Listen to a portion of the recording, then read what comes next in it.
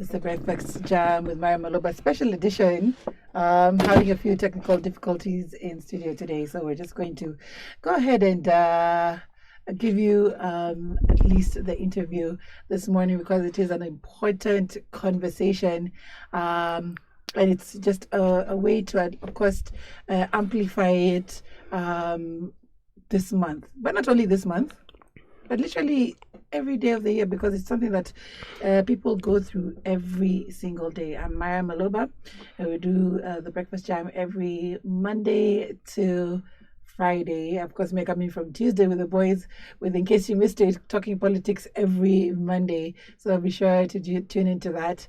We're streaming on www.iconradioke. We normally go live on Icon Radio KE on YouTube. All right. I have two special guests in studio with me, Yvonne and Raphael. Thank you so much for having us. So, of course, we have to start off with knowing who you are. Let's start off with Yvonne. Please, of course, for those who may not know you, let us in a little bit into who you are. Okay, thank you for this opportunity. I'm Yvonne Mwangi. I'm an actuarial science graduate. I graduated last year. I work with the foundation you're currently representing right now, known as Sumayyah Foundation. Mm-hmm.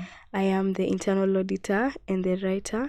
And in this case, I work with the members to create reports, blog posts, and also to go through our finances to ensure that our financial platform is as good as it can be. Right. Yeah. You're taking on a big job. Raphael? Thank you. My name is Raphael Mwatu. I am a civil engineering graduate from JKUAT. I'm the managing director of Sumayyah Foundation. I'm basically just involved in ensuring everything is running the day-to-day, ensuring even the long-term and the short-term goals are achieved in the foundation. You're basically the backbone. Yeah, he is. Amazing stuff. This conversation also comes in such an interesting time. Of course, we have to dig into pop culture because we're the radio station. This comes at a time when Kanye West has released a new song. I don't know if you guys have seen the controversy around it. It's been trending for the better part of yesterday, but because just for context, maybe you didn't hear about it. Yeah. So Kanye's been going off the deep end a lot. Yeah. Mm-hmm. But his recent confession, and the fact that he hates Jay-Z and the kids, was the fact that he gave a very disturbing account of, incest with a cousin, who apparently now is in jail. And people are speaking to the fact that he probably it could have been an assault situation. Oh, with the cousin. Yes. Okay. With that being said, has the conversation been given a bigger light? Before it used to be happening behind closed doors. Clearly, even what happened with Kanye was behind closed doors until he's revealed it now. Yeah. How true it is, we don't know. Remember, he's also he's diagnosed schizophrenic. Okay. No, bipolar. Bipolar, yeah, it's bipolar. Yes. He is diagnosed bipolar. By this point, we don't even know. Yeah. So he's diagnosed bipolar. So it could be probably off his meds. Or yeah. And of course, now it's no laughing matter because people suffering from bipolar, I've seen it myself. It can be devastating. But do you think, given that this day and age, that the conversation is being highlighted a little bit more? The conversation on sexual assault, yes, you mean? Yes. Okay, yeah, I think so. Like, to add onto Kanye, that situation, I remembered the Diddy situation. Right. Yeah, I remember the P. Diddy one, and I remember he was exposed for the assault kind of things that he was doing, which was deep. And I remember a lot of people brought into light of how even celebrities, popular people do engage in these acts. You remember even R. Kelly, who is now he's in prison still. He's in prison for quite a long time. Yeah. Still facing charges. You see, so I do feel like the conversations have started to get into the light. I would say that, and I would say that many people maybe have started becoming more aware of how sexual assault has been playing along, or how it plays along. Even these celebrities, these artists, some of them could be doing this acts and also kind of like justifying them.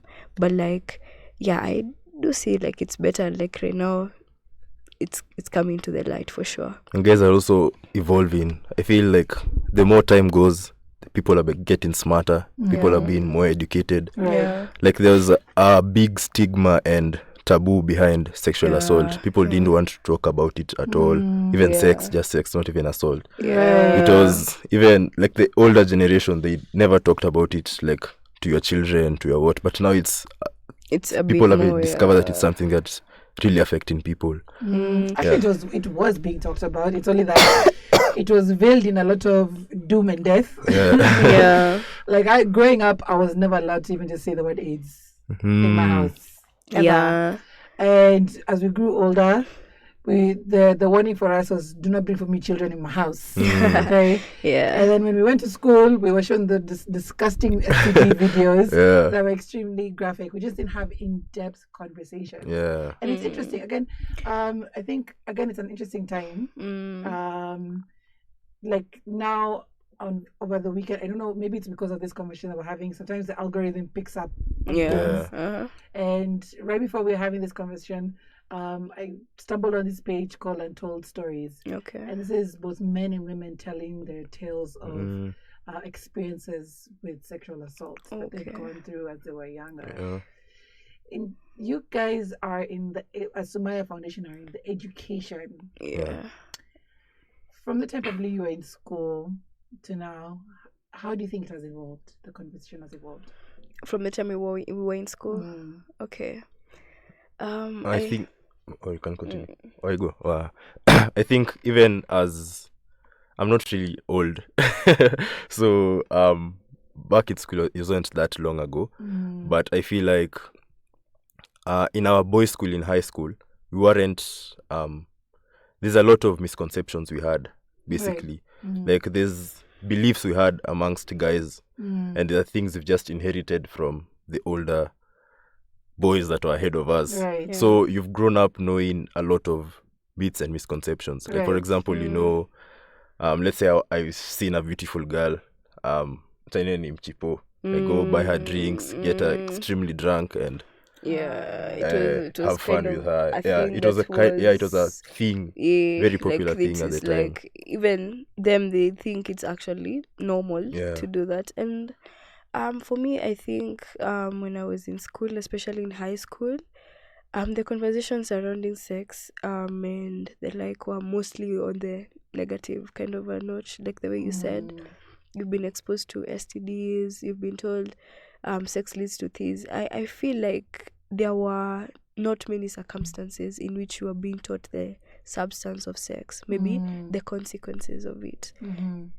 Early pregnancy, abortion is bad, STDs, you can easily get them, don't have sex before marriage, without considering other factors, for instance, like how we mature at a young age. Like you can imagine, if you compare even the way stuff like abstinence are seen, it's like in the olden days women used to get married as early as 17, 18, 19. Even my grandma, she was already married by when she was 20 and had a kid by then. But then you see now the way society has evolved, you find us especially our generation, your generation, there's stuff like education, uni, making money.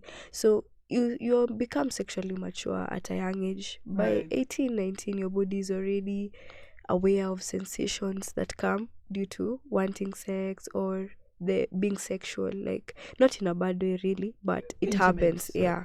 Like you're sexually mature. And now thinking of it in the sense that you're told to avoid it, you're told that it's bad, yet they know that ukitoka huku nje, like when you go into the town, you like utakuwa exposed in a way or the other. So maybe you're being told to abstain, and maybe you're gonna finish school when you're 24, find a job, by the time you're settling down you're 27. Majority of the people, by the time they're 27, they've been engaging in these practices, whether or not they were educated or not. So I do believe the change in which I have encountered is like being so negative about this whole conversation, treating it as a taboo, not being allowed to talk about it, except if you're talking about the consequences, to now coming into reality and actually experiencing these things and actually seeing how, like, at a very in my 20s, in my 25s, I'm gonna still be exposed to that very same thing you are denying me, and that's because I have access to it, you know. Yeah. You bring up a very important point.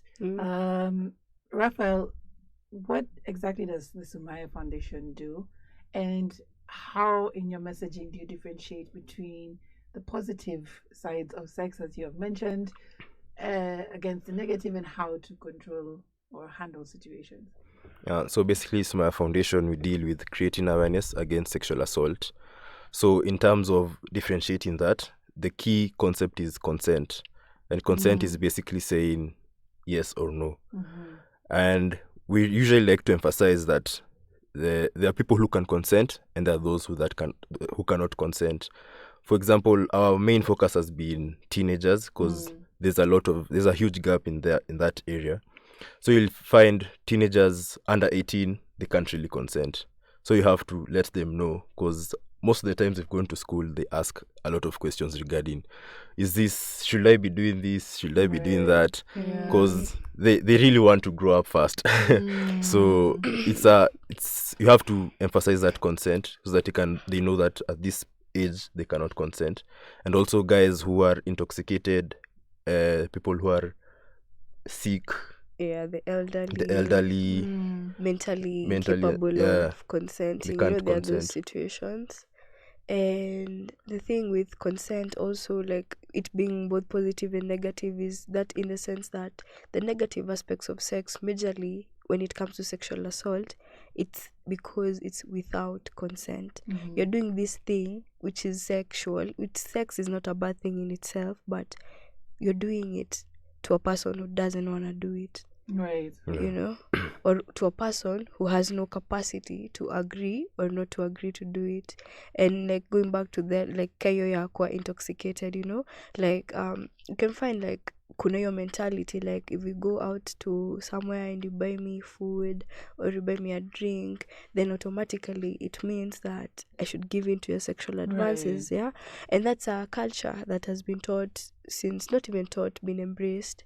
And then now that is what now maybe we try to decenter or to unlearn. You know, you're like, just because we have this and this kind of a relationship, or just because you bought me a drink, I don't have to give in to your sexual advances. Do you think these are conversations that should be had prior to a date? Because in my mind, I like, although even me, like there are times I was like, okay, we're gonna chill, but please do not expect anything. We're just chilling to make it clear, so that now the guy can proceed to think whether or not they want to still proceed with me. Also, for you, like not. If you're going out on a date, you tell him, yes, I'm coming, but don't expect anything from me. Do not expect. I think it's important to set. It's important to set that boundary, and it's also important to encourage, you know, even those who are younger than us, especially those who are growing, who may think that it's okay. You know, you maybe for you, like, you know, you have that level of awareness. But for someone who is now coming into this world, or this world of sex and sexual consent, and maybe even them, they have the preconceived opinions that if I go out with this guy, of course he's expecting us to engage in sexual activity.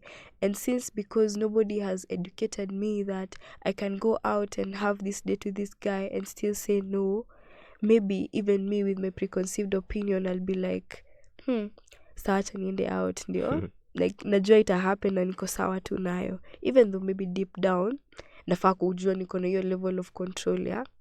Or no. Back in our day, we used to walk around with our girlfriends all the time. It's talked about right now like something to disparage, but of course we were trying to protect ourselves, you know. Even though we weren't even on buying fair, there's always a reason given to that. Through your work, which are the common, because we're here to also demystify, which are the common reasons people have used to excuse assault? That's a good question. Most of the times, you'll realize it's the norms people have accepted in the society. For example, you can say they've gotten used to victim blaming. Yeah, Like they'll say, especially. alikuwa anatembea nje saa ngapi, alikuwa amevaa aje. Nini, That's like saying, even outside sexual assault, you'll find maybe you've been mugged, Right. coming from work, ulikuwa nje saa ngapi. Yeah. So they blame the victim instead of actually blaming the perpetrator and try to come and solve the issue itself. Right. So there's a lot of victim blaming, and there's also a lot of myths, Myths and misconceptions. and even traditional norms where they say, like, let's say you've been assaulted by a relative or something like that, and you're told you'll bring shame to the family. Usiongelele, Right. don't talk about it, you'll bring shame to my family, and you're hidden from ever speaking about it at all. Or even you can find, let's say, I've forgotten this story. I want to say a story and imepotea. But like on top of that, instances. on that victim blaming, which is I think the major cause of why people excuse, and also because like like you don't want to point fingers at yourself like as the perpetrators, you want to excuse and justify that as in I had a reason to do it simply because this person was like this or like that. And like in cases of assault, especially with young women, like uni kids, uni girls and everything, you will find, especially online, if somebody comes around and says, I was actually assaulted, I mean, it's crazy how the conversation changes to that girl being the problem. Right. Yeah, like I remember there was a recent scenario a girl recently on Twitter. I can't remember much of the details, but she had confessed to being assaulted with some guy, and it was because she was drunk. They had been drinking, and they went to their house and they engaged in sexual activity. And later on, the girl was telling the guy, I don't remember anything from last night, what happened. And then the guy goes ahead and explains things exactly as they happened, which happens that they had engaged in sexual activity. Well, the circumstances for me were not an issue of how this happened, but the response, the reception. Right. I remember seeing somebody who had posted, call me a rape enabler or a sexual assault enabler, but why are you putting yourself in a situation where you can be raped? There's somebody who actually asked why. I had to unfriend somebody yesterday. Just yesterday, because of this whole conversation about the ladies who were drugged and possibly assaulted in a mash buses, Okay, the travel wow. buses. Yeah. Damn. So one came out yesterday. She's called Adele, and apparently now there's a second one was come out with the same case. There's another one I remember where she was drugged, but her baby was taken away. But now, in the comment sections, you find a lot of people who are sympathizers of whatever the perpetrators Done. or what they've done. Yeah. Some of the people on a daily basis are around putting out such disgusting. Even for me, some people are Comments. even my friends. I'm wondering, you're my friend, and you can say that, like that other friend of mine who was, there's this also conversation when the politician, the gender CS, Right. yeah, there's And she something was still she sworn said, in. so funny, but like when she said what she said, there were people who actually supported her claims, and I mean, that one friend who said that if he had 10K, he can count up to 6 girls who can come to his place, made me wonder, like, what is your thinking coming from? Are you thinking like this perpetrator really, like, you're going to sit down and think that adi mimi ningekuwa na pesa, ama adi mimi if I had the money and I call a girl, they could definitely come, so definitely I'm understanding the person who raped them. That is basically what you're saying, right? And like thinking that simply because somebody wants to engage with anything with you for money basis is also grounds for you to rape or kill them is actually crazy.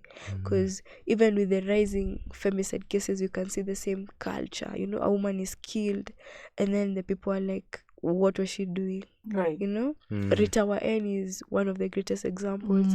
You know, when she passed away last year, she was actually dismembered, and people still had to say it's her fault. Now, Adi, like, she didn't have a head, you know, like the head was later found somewhere else in like a dam, but like conversation was like, stop going to your BNBs, hata nyi madema mji kujichunga, nothing about what this guy did. Yet, like, for you psychologically to kill someone and actually dismember their body parts, it's crazy. It's Even interesting. for that kind of a conversation to happen at the highest points of the office in the country, it's ridiculous. No, you know. Raphael, as a male ally, because you're a male ally in this aspect, do you think because of this victim blaming that it has become harder for men to actually also speak up when they go through sexual assault? I think it's so hard because even most people don't expect men to say they've been assaulted. And I think there's that pride that comes with a man being in control, and you feel that if I go and say I was assaulted, watu wataniona aje? Nah. Like, they'll come and blame me and niambie, hey, mse, kwani, are you really a man? What exactly, happened? Like kuna kwanga, I think I've seen situations kama ile ya Bruce Jones, the one who was sodomized. You remember? I remember like when he came out, there were actual men in response to that who were like, na yeye ni mwanaume, unaripiwa jina wewe ni mwanaume. You were like because the cases have risen, and it's worrying. I'm a mother of boys, many boys. Every time they step out, I'm really, really, like, I pray every time they step out. How old are they? 4 and 7, God bless their hearts. But you know, they're impressionable. You know, when they see somebody older, they trust immediately. So all the times they're just like, don't touch that person's hand, don't go and hug them. And like my boys are so affectionate, and so like it's easy for them to go and run up and hug somebody, or want to know their name, or want to do something with them. How do you then, as Sumayyah Foundation, tackle that as well? In regards to the boy child and education on sexual health with them? Mostly when you go to school, we have to encourage that safe space where they, especially I think we've noticed, whenever we go to a boys' school, you'll notice, I don't know why, but you'll notice when there's a male person speaking, they tend to really be quiet and really listen.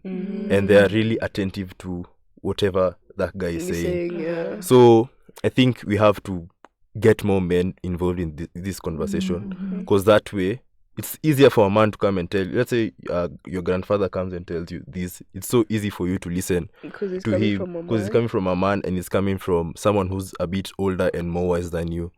So I feel if we get more people towards like engage in this conversation, more people will feel more open to having these conversations, including survivors. Yeah, include survivors. Even if survivors could come out more often.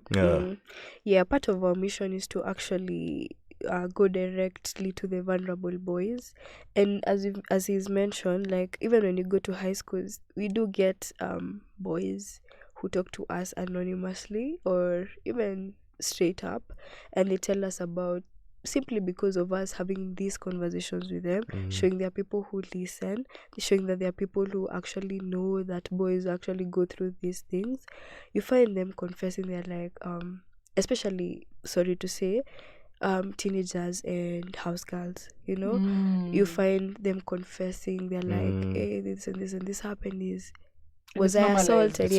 And then you can actually tell them, that's assault, and then you can start from there, maybe with the healing, with the therapy, counseling, and everything, aid in whatever way we can. But also by creating the space, Sumayyah Foundation in itself, I feel like when you go there and show them that we are here as listeners, we are here as people who understand that you guys also go through this thing, and even talk to them about consent, because some boys tend to believe that they don't have capacity to consent because they are men, you know. So we teach them, these things, and hopefully when they get insights and everything, they learn a thing or two. And even for survivors, some of them realize, first of all, that they were assaulted, and those that already know they had been assaulted are able to come forward, maybe talk about it, and make progress in one way or another. I think there's also something important she said. Mm-hmm. I think for guys, most young boys don't realize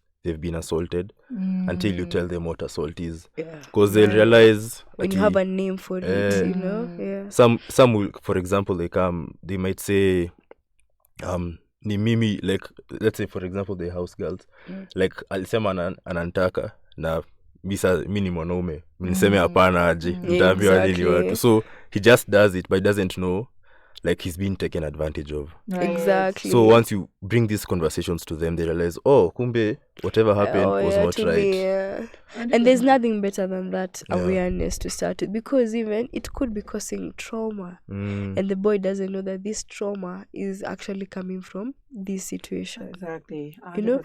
And when you go ahead and give a name to what they've been feeling, maybe they've been isolating, maybe like they've been having dreams, maybe when they go home they don't want to be like place in your house galako, maybe hata sometimes wanaenjoy kenye wanafanya, but mentally hawajui kitu inaweza kuwa destructive. Kuna hadi vitu zingine zinaweza come about like pregnancy aids enye hakuwa hata ameanticipate because hakukuwa na hiyo education, and then now ana bring you into light that, oh, by the way, this is assault. Even in future akiwa in that situation, maybe anaweza kuwa na hiyo power ya kuconsent, amwambia hapana. Kama ni house girl for instance, maybe amelearn leo ni assault akiwa shule, arudi home, and then the house girl again tries to advance, and then he's like, no, this time I don't want to do this because I've learned that it's assault. Right. And also on your issue on trauma, you'll find that these guys, most of them, they grow up not knowing even what consent is, and they end up being perpetrators themselves because they know si mi kitaka we kama hiyo ya kuchipo, kama umeishi kujua unaweza chipo dem, like you'll go to a club, find a woman, buy them a drink, and automatically assume you as a man can engage in sexual activity with this person. Actually, like again, the beauty about social media, it's anonymous, but more people are speaking out. I remember there was a thread on from when it was Twitter, and one person just posted one thing, and just men just came like literally flooding in, and that thing of not understanding what they were going through, because most of them, if you're 9 years old, I don't know if you're at a point where you're able to, understand. Not only understand, it's the physical part of it. Like you're not ready. Yes, it was detailed. Oh, okay. As to what exactly they were going through, and it made me think a lot. And then even when I was watching on Untold Stories, another man gave his account about what he went through, and you never really think about it that way. Even you, as a person who's grown, never think about it to the extent of, okay, this man could have actually gone through this, because it's normalized. This goes into this and it's okay, but also feelings, their emotions, there's a lack of understanding, there's attraction, a lot, intimacy, attraction. Yes, there's a lot of it that goes into it. It's not just sex, Speaking of that, again, we have the highest officers in the land sometimes making these decisions. There was one that they were trying to pass where age of not only consent but marriage could be at 16 years old. How do you guys participate in policy? We do advocacy. To what extent? That's something we're actually trying to grow into right now. I don't think the age of consent should be lowered at any point, because even at 18 it's still a stretch. Yeah, it's still quite a stretch. You're already thinking 21. Not even that. They say the mind of a human being doesn't mature until like 26. 25, 26 for sure. So even at that 18 is still a stretch. It's still a stretch. It's a huge stretch. Yeah. So, and like the thing with this, even 18, ndio ametoka shule. I feel like school, in one way or another, even though at home easy sexual activities zinaweza happen, especially single gender schools, zinasaidianga. They do help in I don't want to say preventing people from doing it, but it's like already you have a program you're going through with, and then now you turn 18, and now sasa ndio umeingia into the real world. I believe kunafaa kukuwa na hiyo space yako sasa ya kujijulia what sex is all about, what it is, before you now start having it. You know, that is why even 18 is a stretch, because it's still in your learning stage. It's still when you're first encountering. It's still when you are in a world where you have the freedom of choice for yes or no in a lot of things. I mean, already in there you get your national ID. So I do feel like even 18 saying it's a stretch is actually really true. Yeah. I think it's also I think it's important to also have the conversations around safe sex for a young age. Yeah. Because most people are doing these things out of curiosity. Right. They're like, niliona something kwa movie or kwa music video, and they basically just want to try it. Right. Yeah. Or they've watched something on those sites and they're just curious and they want to try it. And so they don't know anything about consent. They don't know how to have it. They just want to try this thing that they've never actually So I done. think, it's important to also have Sex such education, conversations yeah. when people are a bit young. Back to policy again. To what extent do you want to get involved in? Because again, it's like I took in so much information over the weekend. But the one thing that was pointed out is that a lot of schools and homes don't talk about what is normal and what is not normal, including with people, members of your family, your parents, your uncles, your aunties.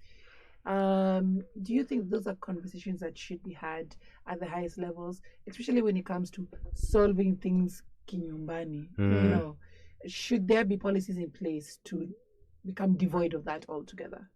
I think even before we go to educating the kids, it's important, let's say the teachers and the parents are a bit well aware of this, how to handle such situations.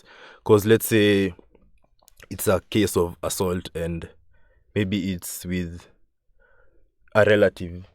Most parents don't know how to handle that thing. Like, they will also end up it's in my the brother. silence, Like, let's say it's my brother who's assaulted my kid. Like, son, My child. my child. Like, sasa, they don't know how inakuwa to. na hiyo in most cases you'll find, especially hizo, the silence is taken as the answer, not doing anything about it really. I would also feel like around that, sex education is something that is barely normalized in our country, in our culture, as families. Like, as a personally, I do feel like even my own parents have never talked to me about sex. The conversations around sex are considered taboo. Right. Even in school, you find that yes, mnaenda like guidance and counseling, maybe sex inaongelewa as I told you, but majorly like the negative aspects, nini. So I feel like embracing sex education should be a thing. When you have your child, like, you recognize, you and learn that talking about sex is a taboo, and actually talk to them about it. When they are more aware, even with the curiosity, they know what they are getting themselves into.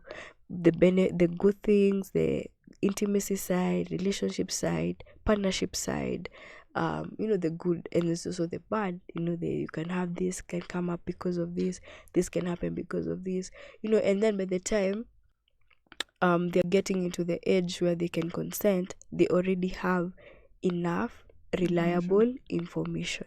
Right. Yeah. The CS, because now she's a CS, unfortunately. She did mention one thing. It's more of an economic fight than a sense of humanity. How then, through your foundation, do you seek to empower, to again be devoid of it being more of an economic thing, where girls have to feel the need to be able to fend for themselves by offering up their bodies as opposed to their intellect or anything else? So you actually had a case like that quite a while back. There was a young girl who her parents couldn't afford like sanitary towels, and she was forced to do the sex with like boda guys, and so that can get money for sanitary towels. So for us, we really want to be that bridge where we have fun, pad drives, we have trainings where we bring professionals to come and train these young girls, especially in areas where the area is high with high poverty rates. We try and bring like professionals to come and teach them like skills they can use to like be independent by themselves, Right. because you can't really depend on your body when you're a Exactly. teenager and you should be in Yeah. school. You're missing school just so that because of pads. Like we really want to have such pad drives where pads should be free by now. So You I really, wonder. that's what we're really driving. Have Right. free pads especially for the Yeah. areas we've gone to have our events. We really try and provide pads even to all the schools we visit. We go with pads for the girls. Amazing. Yeah, through, as you said, through our outreach programs. I remember, I think, based on the quotes of the CS, they were saying dependency.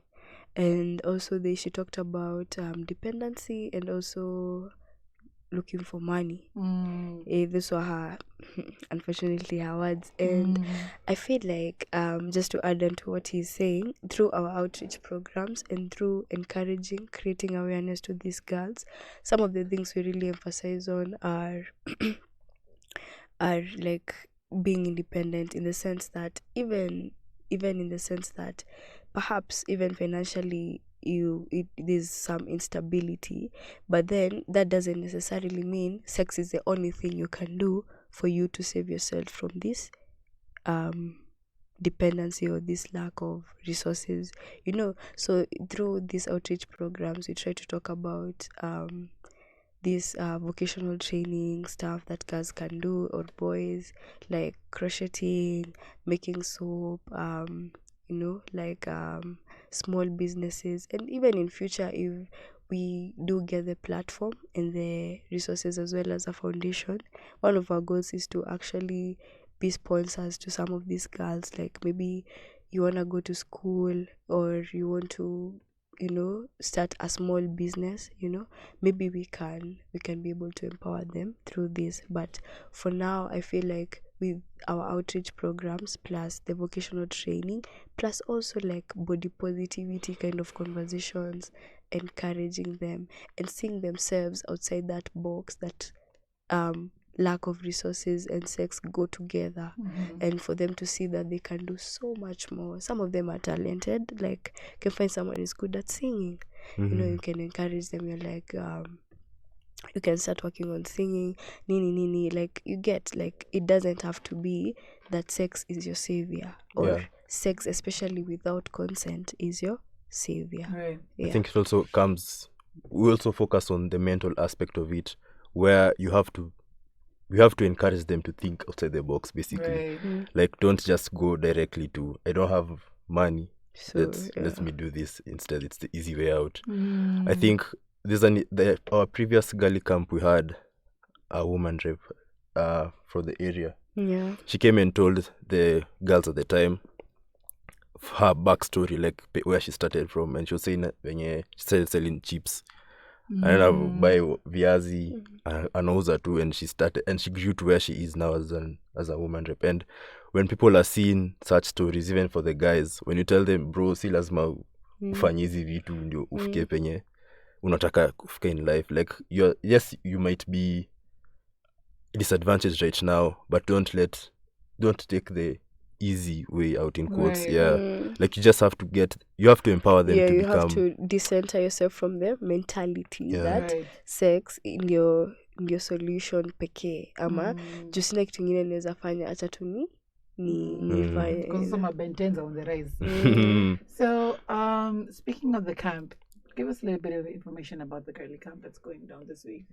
So the event is this Saturday. It will be at Pekwi in Mathare. So the reason she's laughing is because I get that name wrong. The pronunciation. The pronunciation. Mlango kubwa at Mathare. So basically, this event is mostly focusing on girls, but we have another event for boys coming. Okay. So the boys shouldn't be sad. So this girly camp mostly is for girls. So we bring teenage girls around the area to the hall. We'll provide snacks, early morning snacks, and we'll also provide lunch. So basically this time is just to educate them on consent, educate them on mental health, sexual assault.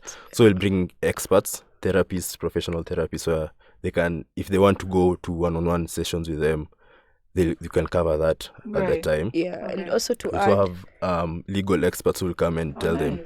So we have a lawyer who works for us, like pro bono. Oh wow. So him and his firm, they'll come, they'll speak to the girls, tell them this is what you should do, this is what you should, like, just explain to them and educate them on all these matters. Awesome. You can continue. Yeah, and also to add, given that some of these people actually go through, especially like, because we focus on these areas marginalized, like Mathare, where you find high rate of these cases of rape, sexual assault, femicide as well.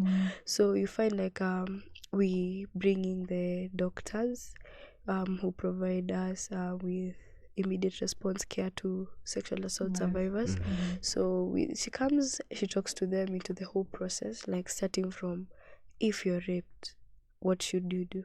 You know, like you'll find many people actually may not be knowing, especially in the marginalized areas. So you find the healthcare team, we come and talk to them like, you need to go to the doctor, don't wash your clothes.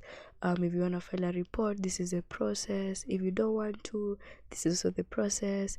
Re-traumatization, you talk about all that, you know, you try to help the person to whatever capacity. And, you know, even with the charging, you know, if you go through assault and maybe hutaki kucharge at this time, you know, you can always charge later. So they can show you like, we can put a record on this, you know, we can put the evidence here, you know, it's here. Whenever you wanna go the extra mile, it's there for you, and if you don't want to, still it's okay. So I feel like through like this girly camp, our main aim is to empower, as you had said, and actually our theme is to rise, reclaim and rebuild, in the sense that we want these girls who feel like, you know, no one is talking about them, fighting for them, or, you know, they've gone through such things, or they are in risk of going through such things. They feel hard and they're able to rise. They reclaim their position as women, empowered women, girls who have dreams and visions, and then now they can rebuild, you know, they can create a life that is free of, you know, guilt, a life that is also being a healing kind of a journey. And if it becomes, you know, if we are successful, we usually plan on doing assessments after, like assessment of outcomes of our girly camp. So this means that we go back to this community, and since even before, like with these girls to require, like with parental consent and everything, we go to their homes, we talk to them, and they tell us how the experience was for them. How are you doing now, 3 months after we talk to you about sexual assault? Where do you feel like there's still a gap? You know, and so with that, our aim, possibly, like, you know, tumefika mahali, there's a person we've touched, there's someone we've talked about, and everything. And you try and make it as fun as possible, because you know, you have to grab their attention, and you have to make it as fun. because you start with a small group. It's easy, it's usually hard to get people on a Saturday morning kuja kwa hall.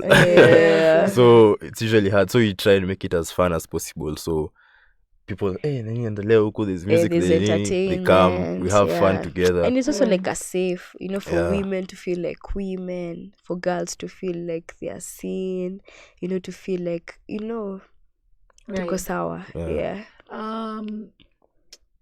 With the girly camp, are you looking for partners? What kind of partners are you looking for? Currently we're looking for mental health expert, but we want more, because there will be a lot of girls. So we're partnering, I think, with 1 or 2. So if we get more, we wouldn't mind, so that we can have, like, you can get to, even if it's 1 therapist to 1 or 2 girls. So we are more mental health experts and more vocational trainers, because we have guys who are coming to show beads. So we have to buy the material for them. So we also need finances for that. So we need these vocational trainers. Any skill that you have and you are willing to train these girls, you're welcome to come. You can just text us on our social media platforms. So those vocational trainers, financial experts also, because that's financial literacy is for also the important. Economic empowerment. But if there's someone who is financially literate and financially very aware, they can come and talk to them about it. Okay. And encourage, show them how money works, etc. Speaking of contact, how would somebody get in contact with you? Where do they find out about the event? You should give us your pages. So we are on all social media platforms: Facebook, X, LinkedIn, Instagram, even WhatsApp. It's just Sumayyah Foundation. When you search Sumayyah Foundation, you'll find us. Even our website right now, if you search on Google, Even on Sumayyah Google, Foundation, there's you're a gonna website find there. it. Yes. So you can either DM us, you can send. There's a number even there. There's You a can number. just reach out to us over WhatsApp or What's call. the number? Yeah, you can just reach out to us at any time. Yeah, but with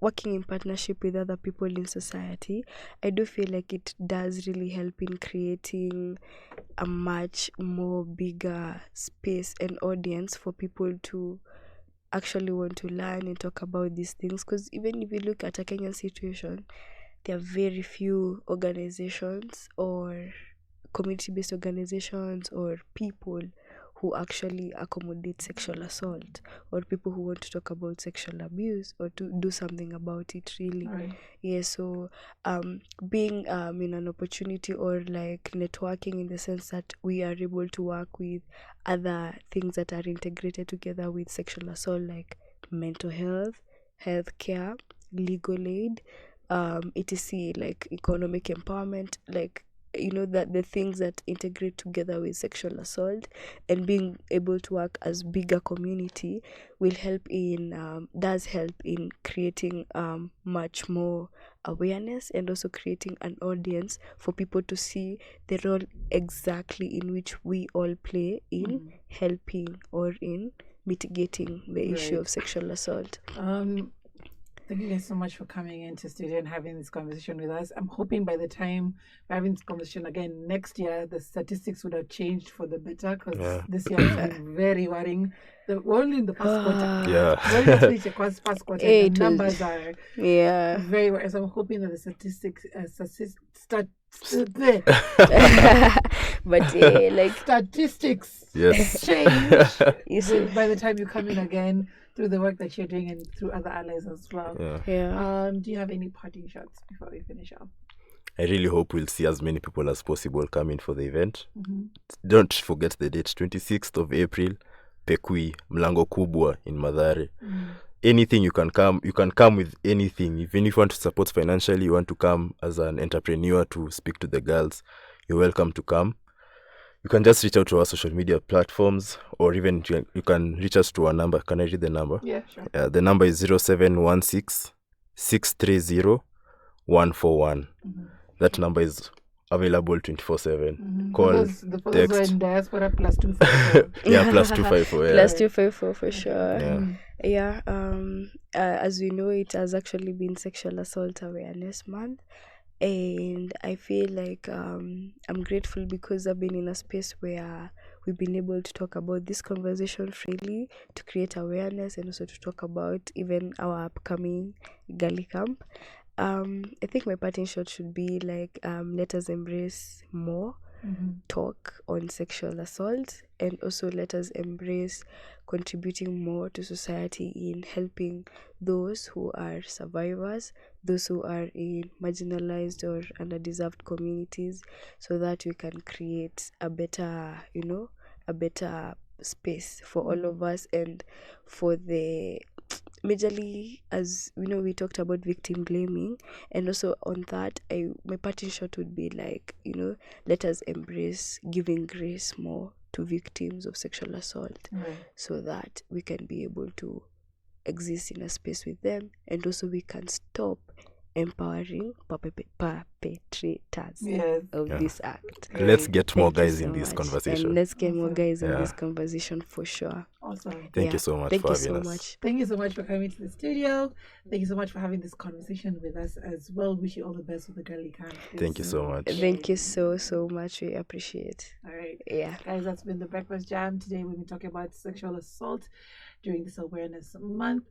You've had where to find Sumayyah Foundation. We'll catch you guys again tomorrow right here, only on Icon Radio.